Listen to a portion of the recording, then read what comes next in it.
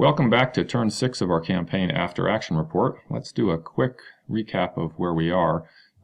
First of all, we're still deep in War in Europe -5 territory. That means we are continuing to lose our ASP reinforcement. We're still at 2 for this turn, which also means we only need to make 2 progress of war, so that's the upside of that. And we do have the booze card in our FO queue, so we'll get an extra ASP at some point this turn when we decide to play that. That'll be nice, and that will not cause our progress of war total to be impacted until next turn when we recalculate the progress of war needed for turn 7. So that's a good piece there. Then I think I forgot to mention at the end of turn 5 that Burma had fallen. So U.S. political will actually went from +4 to +3 at the end of last turn. That's starting to get into dangerous territory because once you're at +2, if the Japanese play the Tojo Resigns card, that has a -2 political will effect, which drives you to 0, which is game over.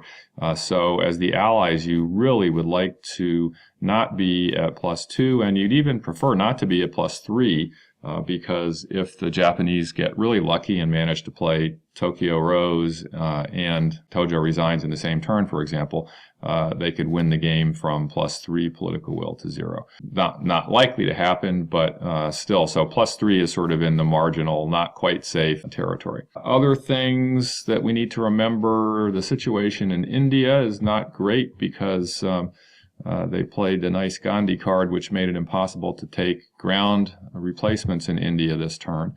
And so one of our sort of major goals and dilemmas is going to be to try to defend Dhaka with limited forces this turn, since we can't take any replacements. We're down 1 replacement and we can't take any of those replacements with Commonwealth units is basically what it boils down to. Other quick notes with actually, let's look down here. You'll notice Japanese ASPs are at 5. The subs finally hit, so ASPs are down to 5, and the Japanese will only have 6 cards this turn. That's nice. And the Allied deck was also reshuffled as a result of playing the Soviets Invade Manchuria card as an OC. So the Allies have a number of previously played event cards, military events, that are back in the deck for possible draw, which is not bad. On the negative side, we had a couple of our prior reinforcements that had been delayed once, or actually sent to Europe once already, that were sent to Europe again. On the other hand, we did have one LRB that was able to come back in and not get sent to Europe again, so that LRB is just delayed and will come in next turn with the naval reinforcements. And let's take a quick look at reinforcements and replacements here, and we'll focus down here in New Guinea, since that's where most of them are going for the Allies this turn. So essentially the new stuff, you'll see we've got the battleship and the CVL there at Hollandia. That's new. The rest of this is pretty much just Allied air replacements.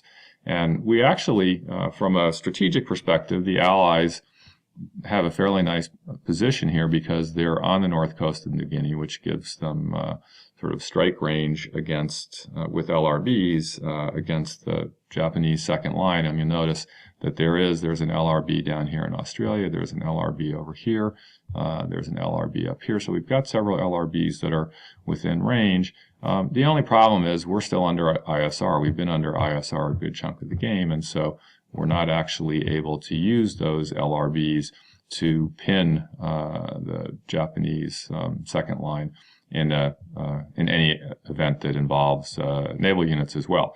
So, and which is an unfortunate, for us right now, because we're in the middle of the game, and this mid-game section is where actually LRBs are most useful for pinning. So, being under ISR in the mid-game sort of takes LRBs out of the mix in terms of being able to use them to pin on amphibious assaults.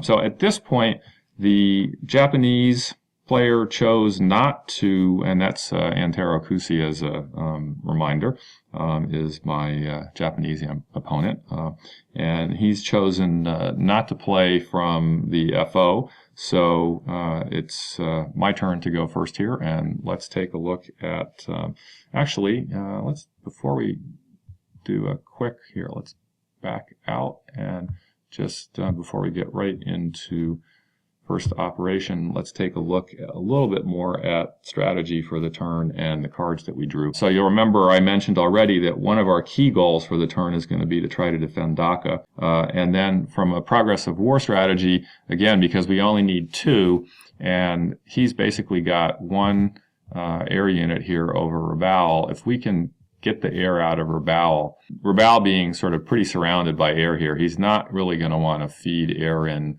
to get ground up at Rabaul too much. So, and he's not likely to want to try and defend that too much. So depending on how the cards play out, I'm thinking that I should be able to get rid of this ZOI here. And let's take a quick look. So if I can manage to get rid of that ZOI there by taking out that unit, then you'll notice there are quite a few progress of war spaces here that I can grab basically as freebies because the Japanese won't be able to react to them at all. And that's actually, at this point, one of the things I'm thinking is I could obviously go after Rabaul and Guadalcanal, and Rabaul and Guadalcanal gives me the entire Solomons, but it's actually nice sometimes if you don't need Rabaul, because here in this position, if I were able to use my LRBs to pin, if we were out of ISR, I'm sort of flanking Rabaul already and can hit these rear bases. And so Rabaul is a little less critical. So in situations like that, it can be nice to just let the Solomons stay the way they are and kind of take them 2 or 3 hexes a turn for progress of war,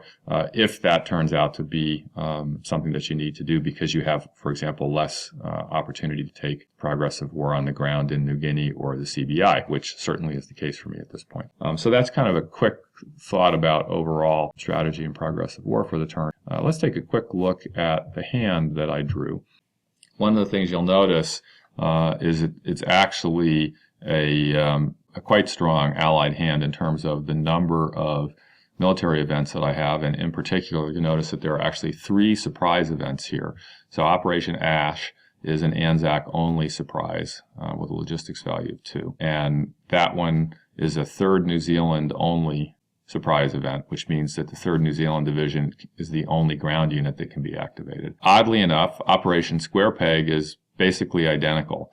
It's an Anzac only, logistics value of 2, surprise attack, and the only ground unit activated can be the 3rd New Zealand Division. So I don't know that we're going to get 2 3rd New Zealand Division surprise attacks out of this turn, but we certainly have 2 cards. We can pick either one to use, and we'll see what happens. The bigger one is Operation Galvanic over here. That's quite nice in the sense that it's any HQ, it's a logistics value of 6, and as with most surprise attacks, only 1 ground unit, but I'm not restricted to any particular ground unit. So Operation Galvanic will be a much stronger surprise attack because I can use, for example, Central Pacific for a total of 6 + 3 would be 9 activations, along with the U.S. Marine Division. So that would be a really nice opportunity to grab a juicy target. Halsey's Carrier Raids. This is also a great card. Maybe a little bit too early in the war for me to be able to use it. You'll notice it's an OC value of 2. The bonus is that if during the offensive a U.S. carrier unit is able to basically attack a Japanese islands hex, then the Japanese either have to weather this card or they have to randomly discard a card from their hand. So that's really nice, but if we take a quick look at where we are, unfortunately, because it's an OC value of 2, sorry, where are we going? There we go. So basically, there are no Allied bases right now that are within striking distance of Japan. So I would have to take a base that's in striking distance of Japan and then use that card to be able to take a card out of the Japanese hand. So I'm thinking that the odds I'll be able to do that are not particularly good, but it's still a really nice event with a 2 OC value and 8 logistics if it's used on Central Pacific. So we're looking forward to that. And then I have 2 that are likely SEAC events. So Operation Romulus over here is definitely SEAC only. It's a typical SEAC only event. And then Stilwell's Burma offensive here, the New China Army, that's any HQ, and it is limited to only ground and air, but it's got a bonus here of getting an extra Chinese ground replacement. So lots of great military events here. One China offensive that's just going to be a 2 OC because, again, we're at this point, the China track is still sort of way over here in the stable front, so I'm not going to get any mileage out of playing a China card as an event card. So that's the quick overview. Let's go ahead and take a look at a first operation here. For my first offensive, I make a sort of defensive offensive move here, and that is, if you look, you'll notice at Mandalay he's got 2 armies, and that means there's actually up to 3 ground steps that I could hit there. He doesn't have any air coverage over it, so the idea would be that if I can get surprised there and he's not able to react, I can kill some ground steps, and that would be great defensively because I'm weak, not being able to take any replacements over here this turn, and so any advantage I can get by trying to knock out some of his ground steps for free would be great. So taking a quick look at my hand, I concluded that I wanted to use the China offensive for that, and the main reason being that the intel value on a 2OC is only 2, and that means normally on a 0-1-2, or if I move into a ZOI, it would be on a 0 through 4. And in this case, as I recall, I'm activating SEAC right there, so nobody's moving into the ZOI of this 4th Air Division here. So he basically would need, he really would only have a 30% chance of getting intercept here. If I use any of the event cards as events, so if we look, most of them, these 2 surprises I couldn't use here as the event because they need Anzac. I'm certainly not going to spend Galvanic here. Halsey's not appropriate here. So it really comes down to using either New China Army or Operation Romulus, and either of those, when used as the event, the intel number is significantly higher, and thus, given the goal of trying to get a good free shot at Mandalay here, I'm going for the lowest intel number possible, and so let's just go ahead and we'll play this card as operations. That has the effect of causing him to play a code change card because he really does not want to give me a free shot, understandably enough, at those 2 units. And so he'll play a code change, and that's actually great in the sense that, so you can think of, this offensive here sort of has 2 pieces to it. One is taking a shot at these ground units, but the other is I'm using it actually to try and pull any potential reaction cards that would give intercept that might mess with one of my surprise attacks here. So this is a nice, it's nice when everything you want to do sort of comes together and says, yes, the right move right now is to make an attack here with that OC to try and either get a free shot or force him to play an intercept card. And so that's what he does. He reacts with these 3 highlighted units here. And actually, he ends up sending them all to Rangoon, so they're fighting at normal short range here. So he's going to have 26 against my. Unfortunately, I only have 29 here. And again, that goes back to I could have, for example, brought in.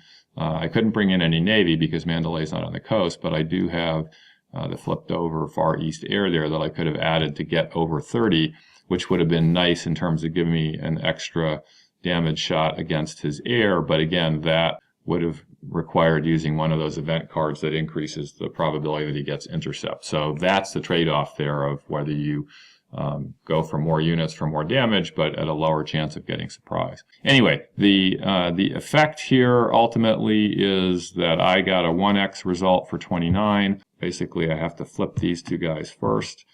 So that's 20, and then I need 10 more to flip anybody else, and since I've only got 9, I can't do that. He had a half times result, so he ends up flipping the SEAC Air, and you might actually wonder why he would choose to flip the SEAC Air rather than the CV here, especially since I've reinforced that the Japanese would generally prefer to kill naval rather than air, and it's a good question, and as it turns out, he also had a sub card that I didn't mention he had played, and so he played actually 2 reaction cards on this one. He played the code change to get intercept, and then he also announced a sub card at the same time, and the sub card happens to be the one that makes it possible to actually kill 2 steps, not likely, but possible to kill 2 steps, and it's also the one that you play after the conclusion of combat.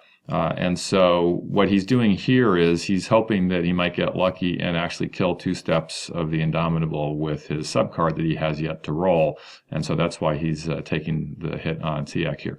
Unfortunately, he rolled high for, which is not so good for subs in this case, would have been nice in the combat. And so Indomitable escaped unscathed there. The torpedoes all went wide.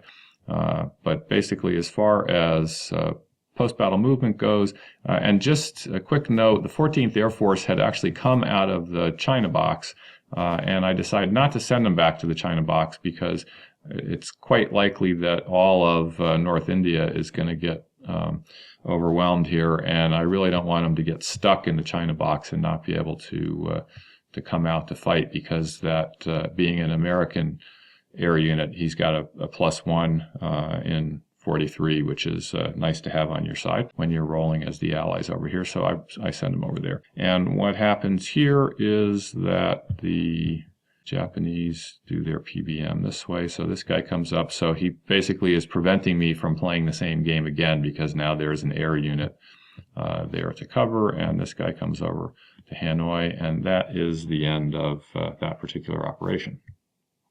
For his card, Antero plays a 3-0C, and he builds the Imphal Kohima strategic route. And let me show you really quickly, if you haven't seen this in the latest vessel module, how this works. You'll notice that there's red dots for the transport routes in these 3 hexes. So what Francisco did, Francisco Colmenares is the author of the current versions of the Vassal module, and he's done a really nice job, by the way. And what he's done here is, rather than using counters the way the physical copy of the game does, he's actually made it possible if you hold down the Alt key, and I know all you Mac guys are going to be screaming here, so we'll see if we can, if we ask Francisco really nicely, maybe he'll make it a Control key or something, but right now you hold down the Alt key and right click, and you get this option to toggle the route, and what that does is if you click on it, miraculously you've just built the strategic route there. And you'll recall that it takes a 3-0C to do that, and you can also toggle it off and undo it if it was a mistake. And if we go back here, let's just look at why Antero would want to do that right now. So you'll notice that he's got a couple of armies here in Mandalay. To get those armies over to Dhaka, he's either got to take Akiab, or he could bring them the long way around to the north. But right now, because that route's not built, it's 2 movement points for that hex. So it would be 2, 3, 4, because you can't use the strat route here between these 2 hexes when you're moving into a hex that's got enemy units in it. You have to use the full movement allowance, and it would actually be 3.5 anyway. So it would be 2, 3, 4. So right now he can't get there. If he builds the strat route here, so let's go ahead and rebuild that. So now it's 1/2, 1.5, 2.5. So now on a 3-0C card, he can actually get these guys into Dhaka here. At this point, it feels like I've done what I can in the short term defensively in the CBI. Unfortunately, didn't have much luck, but on the other hand, I did pull 1 code change, which is always a good thing. And so what I'm looking at doing with the next card is trying to hit Rabaul and also set up the 3rd New Zealand to be used potentially with one of the surprise cards. And so what I end up doing is, again, looking, and basically you'll see I've got all event cards left, and I really don't need to move a lot of troops here. I don't need to hit more than 1 battle hex, and so I'm just making a choice to play one of these as a 2-0C, mainly again to benefit from the fact that any of these 2-0C cards, if used as an OC, has an intelligence value of only 2, and that's really what I'm looking for here. So I go ahead with Operation Romulus. I think mainly I chose that one. I'm obviously hoping to figure out how to use at least one of these guys, although I'll probably use at least one of them as an OC. I'm hoping to use this as an event. Obviously, it's got a China ground replacement step bonus, which would be nice to get.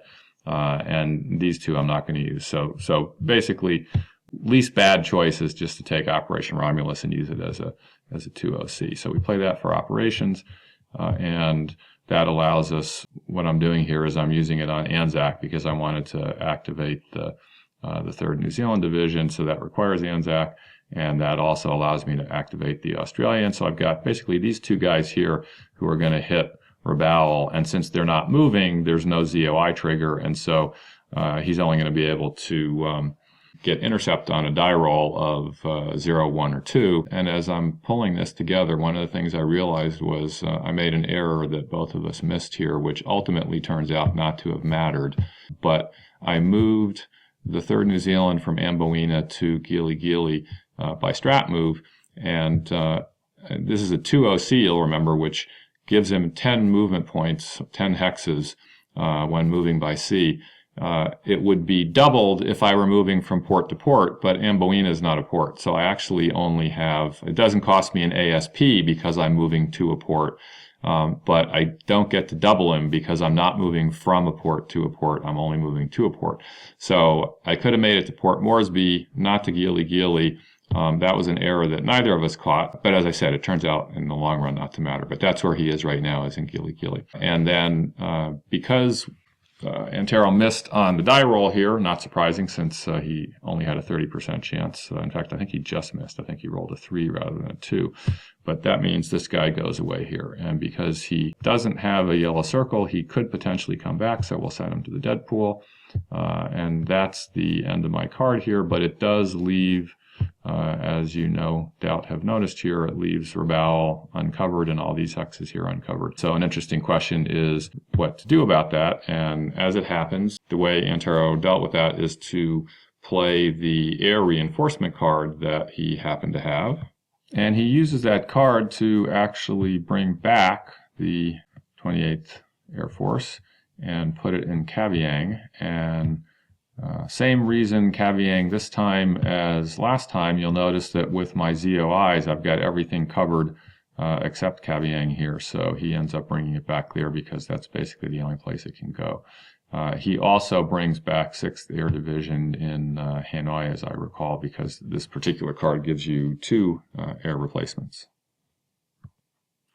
So at this point, I think I actually realized for the first time probably that the effect of his playing the card to build the strat route was that he would be able to attack me on one play if he wanted to. And so I decided that I really better get my act together defensively. So I play over here, and I'm going to use Stilwell, the New China Army. That gives me 4 on SEAC, which will be a total of 5 activations. I can't use any naval units, just ground and air, but I do get a free Chinese ground replacement and activation for that ground unit. So I'm going to play that as the event there. It's a 2OC, you'll notice. And so I've activated these units here. The one unit here, the Indian Corps, has moved from Calcutta into Dhaka to beef up the defense of Dhaka. Everybody else here is just going to go ahead and attack the Koreans right there. And we've got 18, so that means with the Americans involved, I've got a 50% chance of hitting him if we get a free shot at him. The Chinese actually are also going to, they take a replacement, they can activate. They can't go any further than here at this point because it's a 2OC. But anyway, so, and in this particular situation, what Antero decides to do is he goes ahead and rolls. He misses the intercept roll, and then he plays the special code change card. There's one of the code changes that basically allows you to play the card after you've missed a roll if you want to. Normally, you can't make a roll and then decide to play an intercept card if you miss the roll. But with this particular code change card, and I think it's number 13, but anyway, with that particular code change card, you are actually allowed to play it after missing a roll if you want, which he does here. The one downside of that card, because it's a more powerful card, it does not have a draw with it. So by spending that card, you miss being able to take a draw, and you reduce the number of offensive cards that you can play. So in this situation, he decides to go ahead and activate these units. So he's got 16, 10 is 26, and 8 is 34. These two guys over here actually fly into Rangoon, and from there they can, because they're naval air at a range of 3, they're good.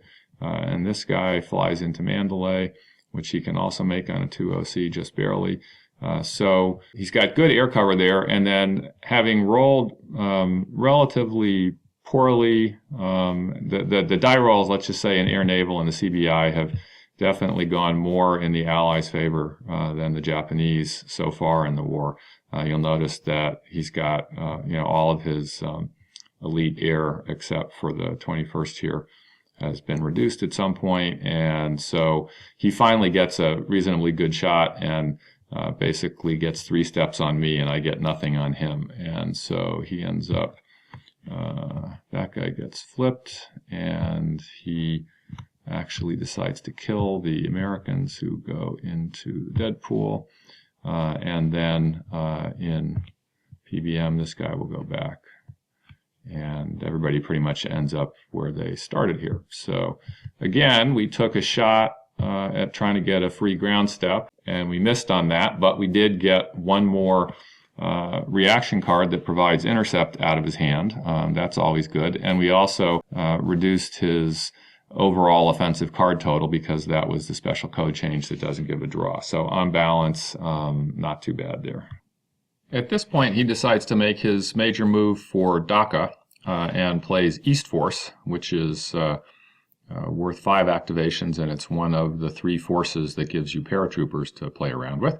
He's going with South here, so it's 5 + 1 is 6, and you'll recall that the way the special rules work in the CBI, if the Japanese control Rangoon but haven't played the card yet, or have played the card but don't control Rangoon, so if one of those 2 things is true, then there's no bonus or penalty to the activation total. So in fact, this is a no penalty, no bonus situation. It's just a straight up 5 + 1 is 6 activations. He plays the paratroopers over here. He's using them off of the air unit that's been activated right here in Mandalay, the 9th Air Division. So the paratroopers take Makina. And then we're going to show you here how disengagement works. It's one of those things that's it's sort of a relatively infrequently arising situation. It'll occur occasionally, maybe once in a game, and often it will be at Dhaka or somewhere in the CBI. So in this case, what he's done is he's shown me all the activations that he's got, the fact that he's taking Makina with paratroopers, and then he activates his first unit, which is the Korean Army. That's going to be the unit that causes the opportunity for me to disengage. And so at this point, so far, all I know is that this is happening, and the Koreans are going 1, 2, 3, like that. So the Koreans are now in Dhaka, attacking Dhaka, having taken the rest of North India with their move. And if you look at what's in the stack there, I've got 36 plus 8 is 44, so I clearly outnumber his Koreans.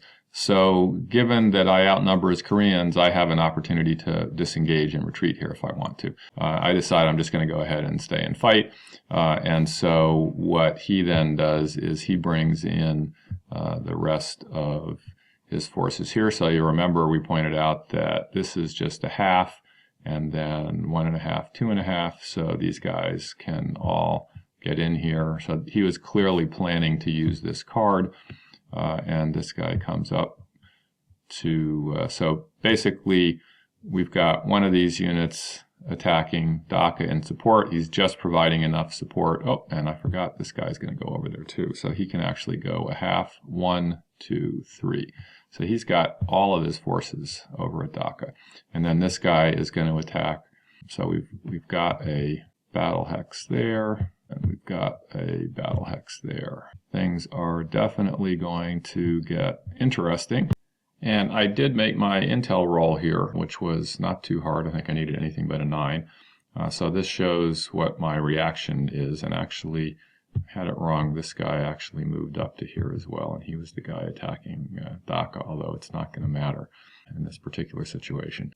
And in going through the log here on my reaction, I realized that I actually make an error in the log, and it's a good example of error parity and showing sort of different situations. And so I'm going to just walk you through really in a little bit of detail here so you can see what I did and what the alternative that works better is. So in the log, it actually says that what I did was had Indomitable and FE come and support the battle here at Akiab, and had Warspite go and support the battle at Dhaka.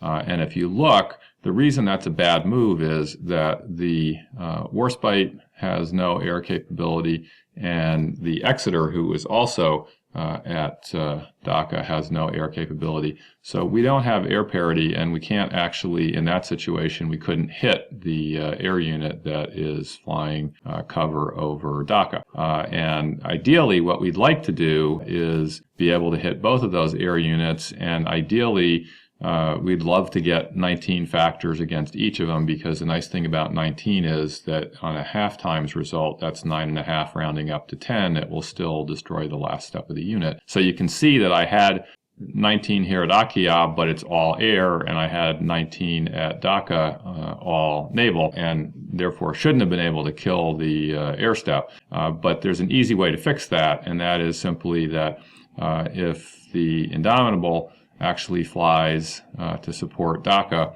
and FE flies to support Dhaka, then that's still 19 factors at Dhaka, and it's a mix of surface and air. And then the Warspite can sail over and support Akiab, and that's 19 factors at Akiab. And again, it's a mix. In this case, there's one air step here in the form of SEAC, which is all I need to be able to hit that attacking air unit.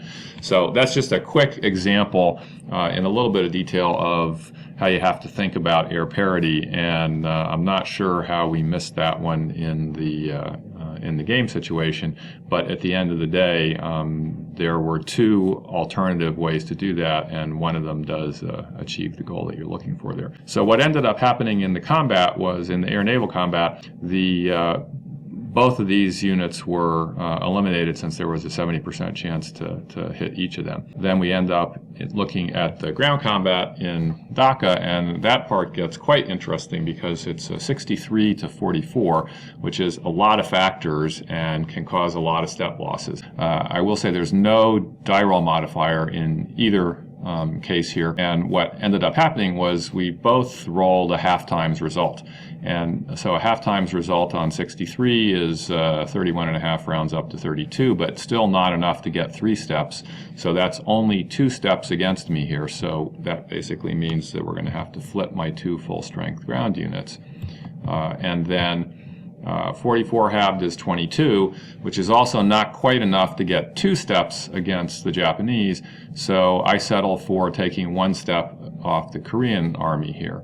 And so we'll flip the Koreans.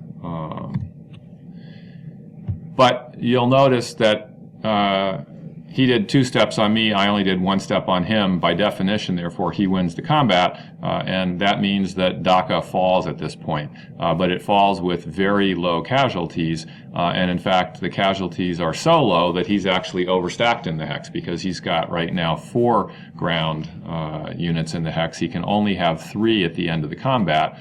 And as a result, a couple of things. First of all, we'll look here, and the most logical thing would be to remove the 38th Army reduced, and because he's in supply, that will go to the turn record track, and it will come in next turn as a reinforcement or replacement.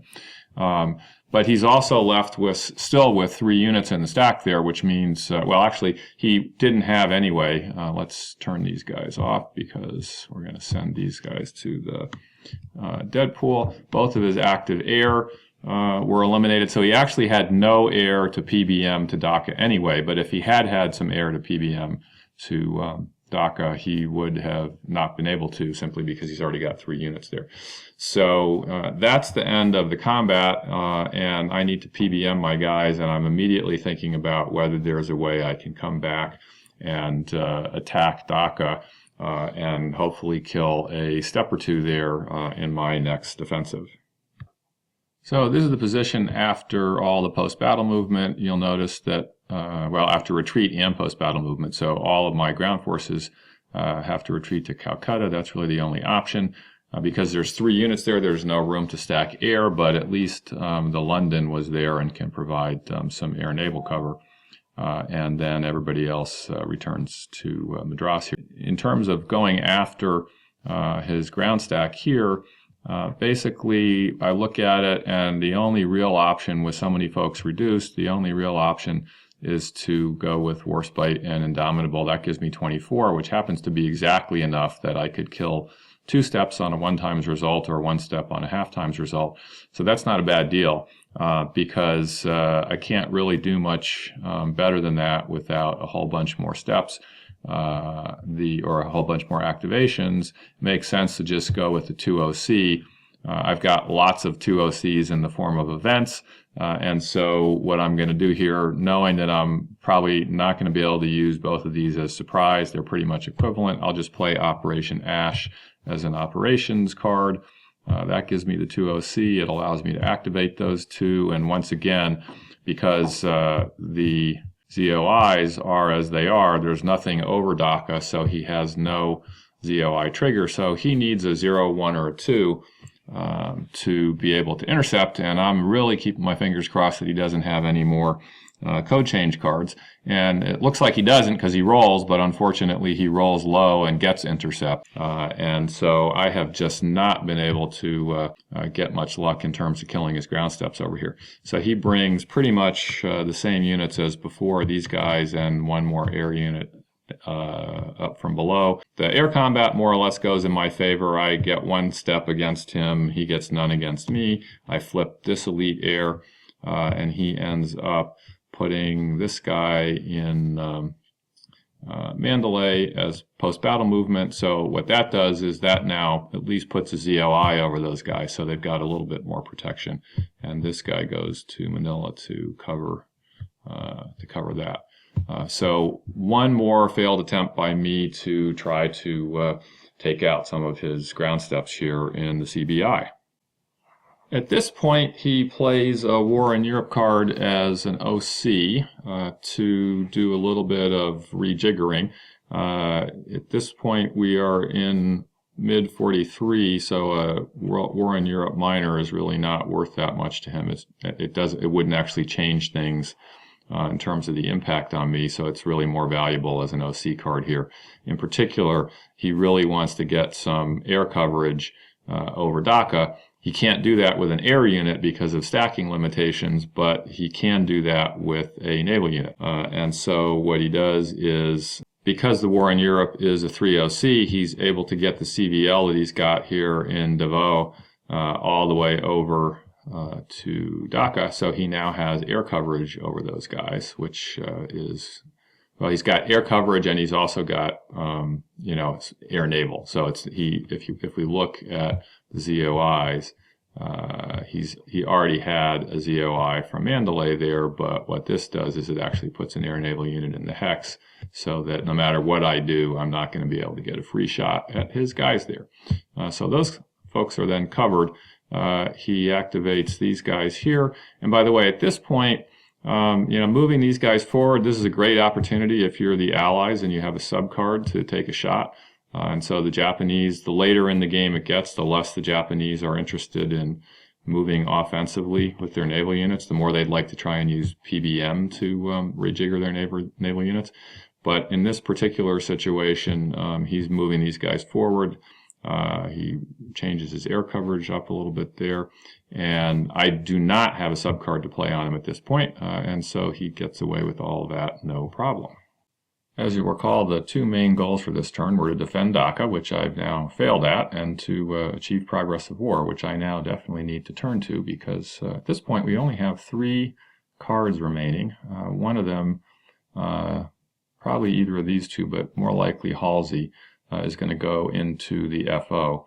And so what I want to do now is see if I can use Square Peg as the surprise attack on Anzac to have a little fun and accomplish a progress of war. And I think I want to try and do that against Kavieng here, because if I can, I've got a surprise. At this point, I've pulled 2 code changes, so it's unlikely that he's got anything else in his hand at this point in the way of an intercept card. It's always possible, but the odds are relatively low, having pulled 2 so far. And so it's a good time to try the surprise, go after Kavieng. I can do it with the 3rd New Zealand, which I had brought over. And as you recall, I mentioned that I made an error and moved him too far, that he really could have only gotten to Port Moresby. So at this point, looking at this, it actually wouldn't have made a difference because there's no naval in Kavieng, and it's easily within 10 range of Port Moresby as well. So at this point, that error would not have made any difference in the game. What happens here is Massachusetts comes over, the San Jacinto comes over here.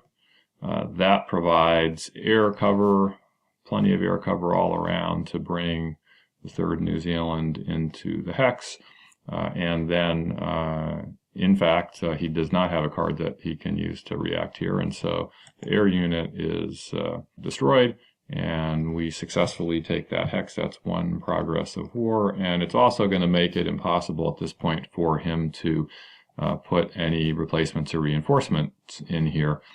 You'll recall Kavieng was the one spot that I didn't have ZOI coverage over, and so it was kind of annoying because he was able to keep putting in an air replacement step there or an air reinforcement, and he won't be able to do that anymore. So we've really got the Solomons isolated. We'll be able to sort of take them when we want them, but as I mentioned earlier, we may prefer to keep going 2 hexes at a time. We'll just sort of see what happens on the progress of war front.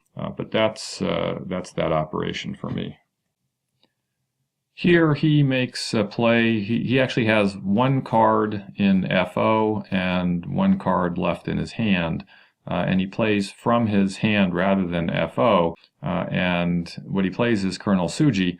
That, you'll recall, is the fairly nice, it's ground units only, but it's a +4 surprise attack card. So he was, I think, expecting he might have a chance to use it in a bigger battle over here, but at this point he's just going to use it to move the Koreans into Akiab, and he will win that battle rather handily. These guys are not going to do anything to the Koreans in defense, so these guys are going to go away, and that will be ultimately an emergency air move over there. He's going to actually send the 14th Army to Dhaka to backfill there, and he's going to send this army up to Manila to backfill there. So that ends his basically his opportunities to play for the turn. And it's interesting, of course, I'm wondering, because he could have played from FO and then put the Tsuji card into FO, and so I'm wondering whether he really just wanted that +4 to ensure that he wanted Akiab, or whether he's got a really cool card in the FO that he wants to hold over to next turn. But you'll recall that you cannot play from FO as your last card play of the turn, either as an offensive or in reaction. So at this point he has an FO card, but he can't play it because it's his last card. And so if we look here at what I've got, we should have played that before. We played that as the event.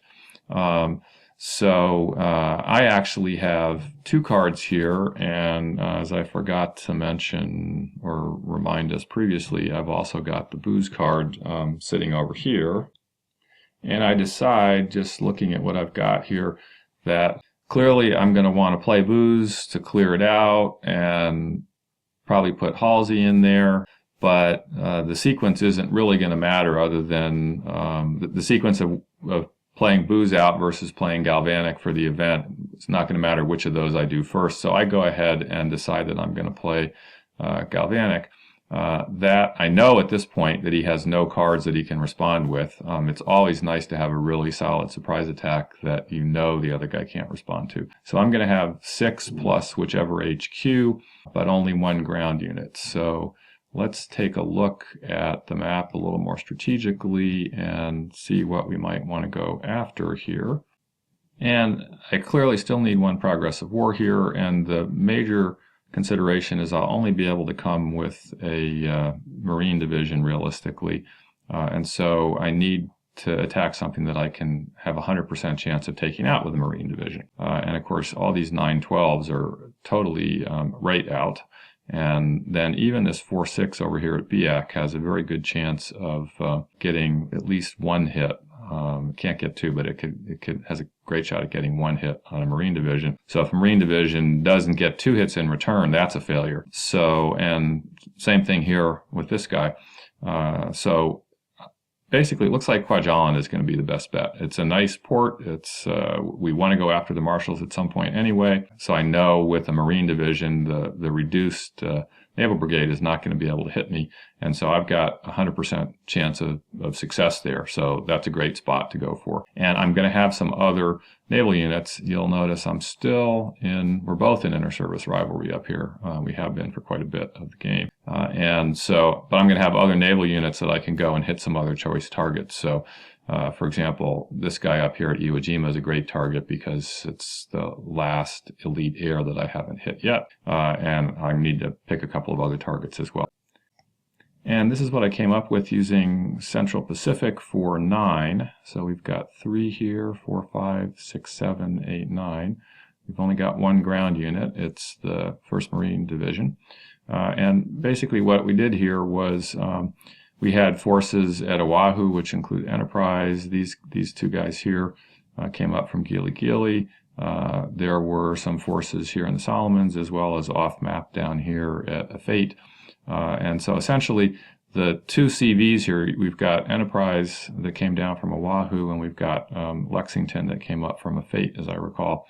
And those guys are creating a ZOI path, because you'll notice there are lots of Japanese ZOIs here, right? So we need both a ZOI path to get the 1st Marine Division from Gili Gili up to Kwajalein, and it also needs an escort to land because the light cruiser group is there as well. So North Carolina comes up there. So first we put the ZOIs in place, and you'll want to keep in mind that when you're moving carriers in particular to create ZOI paths, you can't just put them randomly anywhere. Take a look at those rules. I think it's in 6.21, if I recall, about where naval units can end their move. But the point being that in this case we're fine, because in each case the CV is attacking, and so if it's going to a spot where it can actually participate in the battle, it's good. So the CVs create the ZOI path. The division comes up with its battleship escort. We send another battleship over here, so we've got these 2 guys going against truck. We have the CV and CVL, so San Jacinto came from Kavieng, and WASP came up from Gili Gili, as I recall. Some of these guys are at extreme range of a 3OC, but that's the nice thing about having a 3OC is you can get pretty far. So we've got some guys up here, and then 2 battleships coming long range to hit these guys here. And one of the things you'll notice is a potential air parity problem, because I've got only surface and he's got air. But remember that this is actually a surprise attack. He's not going to have any chance of activating anybody, and so the air unit is going to be stuck in the hex there, and so we'll be okay on the air parity front. So the way that this unfolds is essentially that the air unit here is destroyed, and the light cruiser was flipped. The invasion, of course, is auto success. There's actually some additional modifiers. I've got an air modifier and a +2 modifier on ground for the card. I don't really need them at this point. So we take that hex there. That's our 2nd progress of war. We also destroy both the flipped CV here and the APD. Remember where you've got surprise, so it's +3 across the board here, so it's not too hard to get a 1X. Up here, this guy is destroyed, so it's nice always to get rid of an elite air. And over here, these 2 guys are destroyed as well. So those 1X results on surprise attacks are really quite nasty. That was, for the Allies, a great way to end the turn, because we've taken Kwajalein, which is a step towards the Marshalls. We made our progress of war, and we had a little fun killing some guys to make up for the disappointment of having lost Dhaka over there. So that is the end of this operation. and then we're going to play Booze as our last card. We're going to actually second to last card, because we're going to play that as the event out of FO. That's going to increase our ASP total to 3 finally, which means we're going to also have to make 3 Progress of War next turn. And then what we're going to do is our last card is we're going to flip that, and we're going to put Halsey on the board and hope that we might be able to use him next turn in a way that we can take advantage of the card. But even Kwajalein is not within, let's see, 1, 2, 3, 4, 5, 6, 7, 8, 9, 10. It's a little too far. So even Kwajalein is not going to help us there next turn. But let me clean the board up, and we'll do the end of the turn real quick. So this is the post-battle movement. You'll notice that I used the opportunity. We had a number of folks who were further back. We've used the opportunity to move folks forward into more advanced positions. When we look at attrition, these guys are already flipped, and so nothing is going to happen to them. But this guy over here at BIAC is going to flip, so that's helpful. And then the other thing that happens that's not so helpful is that we go over here, and North India has fallen. So in the national status segment, India will go to unrest at this point. And of course, we've got lots of forces over here that could still do some fighting, and it'll be interesting to see how that unfolds going forward. But that is the end of the 6th turn, with some excitement on both sides, with Dhaka and North India having fallen, so India is in unrest, and Kwajalein having fallen to the Allies to set up some future interesting fireworks. That's it for turn 6, and we'll be back with turn 7 hopefully next week.